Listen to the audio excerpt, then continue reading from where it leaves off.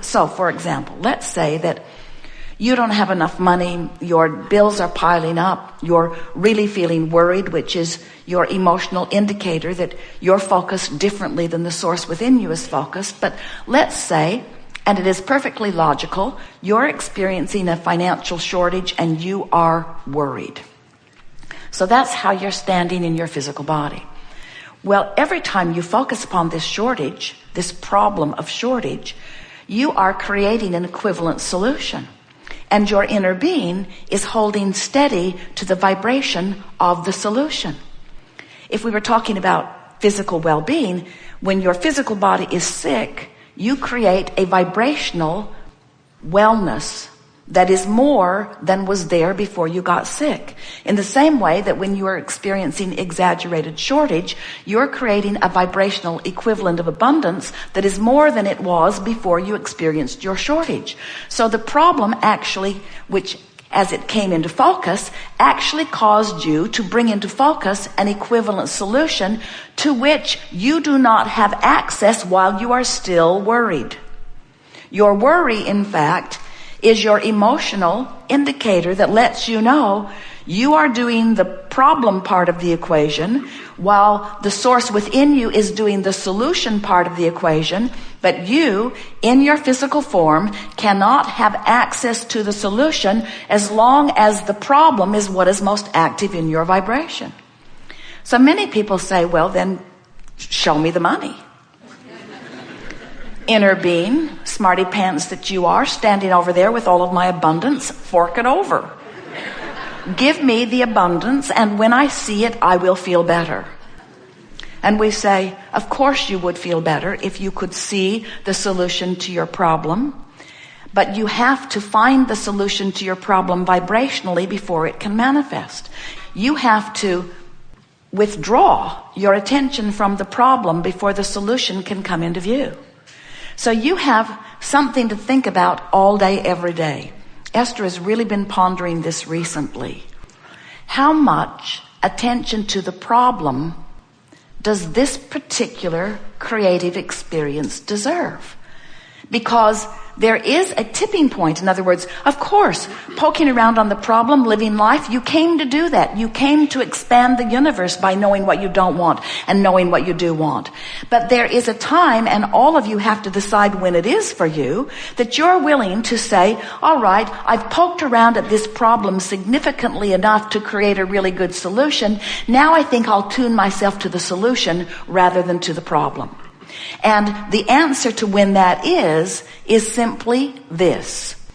How much discomfort am I willing to endure before I let go of the problem and let the solution show itself to me? Really, that's the only thing that makes the difference. Now, of course, most people, Esther included, who is standing in the attitude of poking around at the problem, immediately feels the discord of being a vibrational match to the problem rather than to the solution. And then something interesting kicks in for most of you. Because you now don't feel good, it feels like you should explain why you don't feel good and how bad it is that you don't feel good and whose fault it is that you don't feel good. In other words, you begin to justify your discordant relationship with who you are by hammering longer at what's wrong with this. Esther, over the years, has said things to us such as, well, it's true, as if that is any kind of criteria to use. In other words, it's true, this thing I'm using to make myself miserable and keep myself from the solution that I have already created. And we say, no one is questioning the truth of these things because you can't focus upon anything for very long without making it true. That's a terrible criteria. It's true. It's true. And so I focus on it. We say, cancer's true. Do you want some? Plundering, rapes, murder, all true. You want some of that? If you focus upon those things just because they are true, you open yourself to all kinds of things unwanted as well as wanted. We think a different criteria is in order. So rather than saying it's true, why not ask yourself, how does it feel? How does it feel? Because sometimes you can poke around on what you consider to be a problem and it feels interesting. And we want to say to you, we've never said it to you before, that if you are poking in the direction of what feels like a problem and it feels interesting, you're still in the vortex. In other words, if it still feels interesting, you are not separating yourself from who you are. You're working the contrast in a productive way from inside the vortex, because in every particle of the universe, even where we stand in non-physical, there is wanted and unwanted. The difference between where we stand is that the differentiation between our wanted and our unwanted is so slight you could not from your physical platform even perceive it. So really, what we're wanting you to sort of come to an awareness of today, in the time that we are together, is how much grief am I willing to endure for the sake of expansion? And if we were standing in your physical shoes, we would say none. Because you don't have to separate yourself from who you really are and what you want so long that you deprive yourself of the energy of alignment for so long that you are in grief or fear or despair. That's way, way, way overkill for what you intended when you decided to come forth and be a creator in this physical body. Are you understanding what we're getting at? Some of you have been listening to us for a while, and we want to say to you that we think that you have done enough poking around in the contrast of your life experience to keep yourself happily busy in the manifestation for 20 or 30 lifetimes. We really do not think that you really owe anything to anybody and that you need to torture yourself into expansion. But we also want to say to you that we are not ready to state, nor will we ever be ready to state, that negative emotion is a bad thing, because it isn't. Negative emotion is your guidance system that lets you know that you are in this moment deviating from what? Deviating from the source? Yeah. Deviating from what you want? Yeah. Deviating from the solution while you cling to the problem? Yes. Deviating from the answer while you ramp up the question more? Yes. But the true deviation that we want you to be aware of is deviating from the expanded version of you. It's like life has caused you to vibrationally move forward into this vortex, and we'll talk more about what this vortex thing is, into this vortex. But you, for reasons of your own, and usually only intimately known by you, for reasons of your own, you are choosing to hold yourself back from the expanded version of you. And we want to proclaim in a way that you will always remember that every negative emotion that you feel, no matter how great or slight it seems in the moment that you are feeling it, every negative emotion means the same thing. You expanded, but you in your physical body aren't going with the expansion, not right now anyway. And the reason you're not going is usually because you'd rather be right than feel good. Because you've been sifting through all of the details of life, you've come to the conclusions of what you think's appropriate, and so you're standing in defiance of who you are as you proclaim the rightness of your malice against this unwanted stuff. And we want to say, and we think this is a good time to say it, you live in a universe that is attraction-based, which means there is no such thing as exclusion, which means when you shout no at it, it thinks you're saying yes. When you shout no, go away from me, unwanted person, unwanted experience, unwanted thought, unwanted whatever it is, get away from me. What you're actually vibrationally saying is, come to me by the attention that I'm giving to you.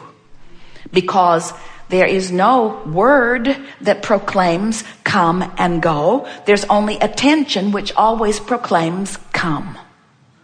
So if you say, I don't want that, You have to know that there is something that you do want that's formulating. And this art of allowing gathering that we are participating in together today is about coming to that discernment early on and turning your attention to what is wanted rather than pushing against what is not wanted.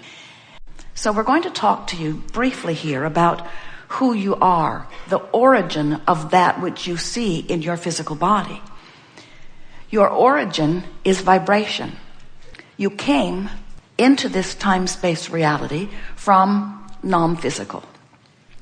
Now that's easy for you to figure out because you've been thinking about dead or alive. You've been thinking about heaven. You've been thinking about non-physical. And we want you to understand that you are always consciousness, which means you are an eternal being. And that non-physical consciousness existed long before the consciousness of you in this personality that you know as you. But here's the thing that most humans don't remember. Even after a part of the consciousness that was you before your birth into this body, even before that consciousness took form and shape in this physical body, that non-physical energy understood why you were coming forth, who you were, who you are. That non-physical energy understood that there is no separation, no way of separating the non-physical from the physical. So the non-physical vantage point that you held before you decided to come into this body understood that in your body you would be an extension of this source energy. An extension, not an either or, an extension. You understood that a part of your consciousness would be present in the personality that you know as you, but the larger part of that consciousness would remain non-physically focused. You knew that non-physically you would project part of that awareness forward, just like here you are in this room today, but it surely does not represent all that you are. You're here attending the seminar, but you are so much more in this physical personality. And so, as you are here in this physical body, you are so much more also. Now that you are here in this physical body, you have, if you will consciously think about it, a relationship that is perceivable between the physical aspect of you and the non-physical aspect of you. And the reason you can perceive these two vibrational attitudes is because you have emotions that indicate your relationship between you and you. Now, we talk about you and you because we want you to understand who you really are. But our ultimate desire is that you will come, even as a result of the time that we spend together here today, to understand that you and you are you, and that there is no reason to separate the non-physical you from the physical you. In fact, the non-physical you never separates you from you. So here you are in this physical body, and let's say you're banging around in some contrast. And as you are living that contrast, you wisely deduct or conclude that there is an unwanted aspect to what you are perceiving. And in the moment that you focus your attention upon what is not wanted, you also simultaneously offer a vibrational rocket that is focused upon what you do want. In other words, you cannot for a moment poke around at a problem, bringing the problem into greater and greater focus. You know how it is. The more you talk about it, the more information you get about it. The bigger it gets, the easier it is to see, the more others join you. In other words, you poke around at a problem, it is going to expand. Law of attraction says that it must. But the good news is, at the same time this problem is expanding, an equivalent solution is expanding too. But you can't set your radio dial frequency to the problem and the solution at the same time. So while your dial's set on the problem, you are expanding the universe, because the more you know what you don't want, the more what you do want is formed. That's why wellness expands because of attention to illness. That's why economy expands because of attention to shortage. In other words, You just can't be part of the problem without being part of the solution at the same time. The evolution of all species is about this other side of the wave. The wave, did you hear us?